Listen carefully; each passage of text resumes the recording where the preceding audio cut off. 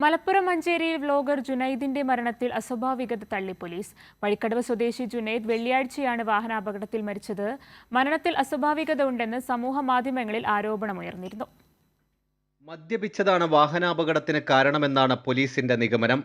പോസ്റ്റ്മോർട്ടത്തിൽ ആൽക്കഹോളിന്റെ സാന്നിധ്യം കണ്ടെത്തിയിട്ടുണ്ട്. രക്തസാമ്പിൾ വിദഗ്ധ പരിശോധനയ്ക്ക് അയക്കുമെന്ന് പോലീസ് പറഞ്ഞു. ജുനൈദ് അലക്ഷ്യമായി വാഹനമോടിച്ചതായും പരാതിയുണ്ടായിരുന്നു. അപകടത്തിന് തൊട്ടു മുൻപാണ് പോലീസ് കൺട്രോൾ റൂമിൽ പരാതിയെത്തിയത്.